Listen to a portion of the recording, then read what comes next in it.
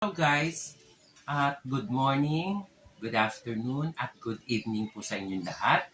Narito po si Kate Go to Farming at pakikita ko po sa inyo ang ating pagdidilig po ng organic fertilizer na nagmula po sa ating fermented fish gills at fish stomach.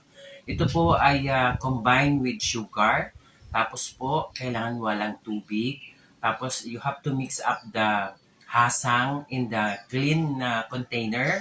Tapos po, lagyan natin ng kung 1/4 of hasang, kailangan po lagyan din natin siya ng 1/4 na sugar.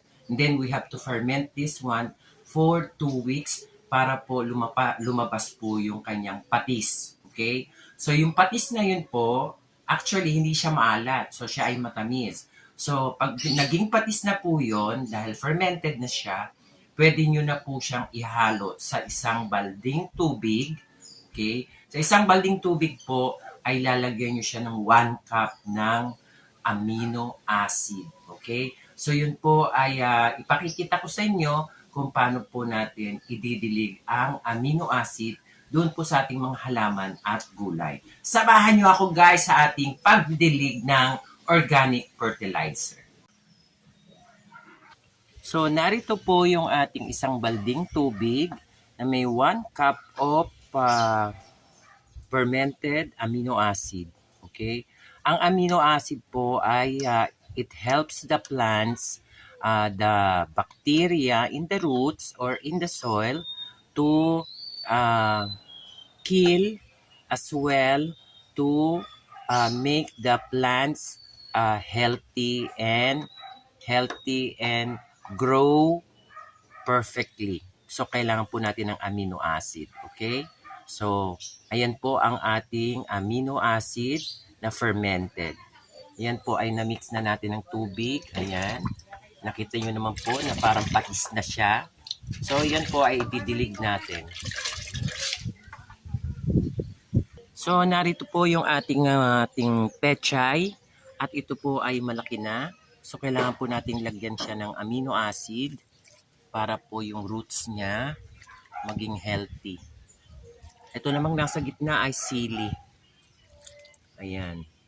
So, lagyan lang po natin ng konti. Okay, hindi naman po kailangang marami. Ayan. Okay. So, ayan po nakikita nyo. At narito pa rin po yung ibang ating mga pechay. Ayan. Ito po yung pechay natin. Ayan po. Kailangan po natin lagyan siya ng amino acid para po yung kanyang yung lupa po matanggal yung microbes. Okay? Para maging healthy po. Okay. So ngayon naman po, itong aking mga halaman, ito po, lalagyan din natin para matulungan sila na ang kanilang mga bakterya sa lupa ay yes, ayan po, yung bakterya sa lupa ay ma-eliminate at the same time mag-grow po ng maganda yung halaman. Ayan. So alam nyo naman po paghasang ng isdang yung idinilig ay maganda po ang pagtubo ng halaman. So ayan. Dilig pa tayo. Ayan po. Ito po yung aking lemon. Lalagyan din natin yan. Yes. Ayan. Para maging healthy sila.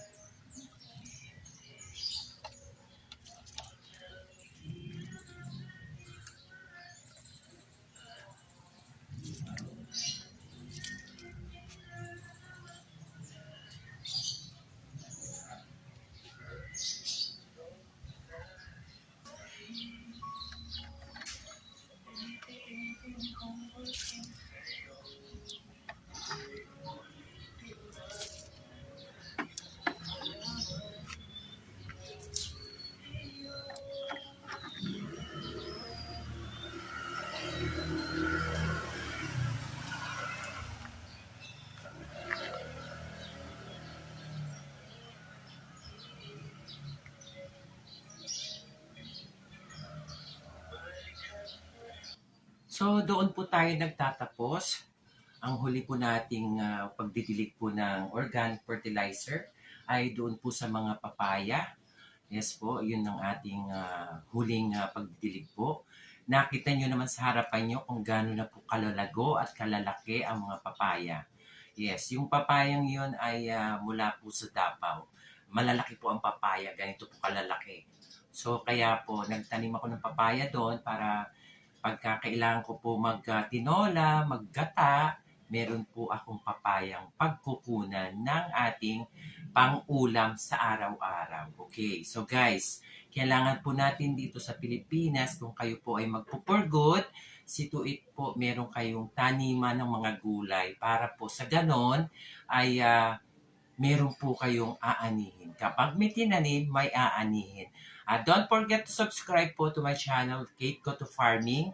At please share this video to all your friends so para po matutunan nila ang pagtatanim ng gulay. Maraming salamat po at God bless to everybody.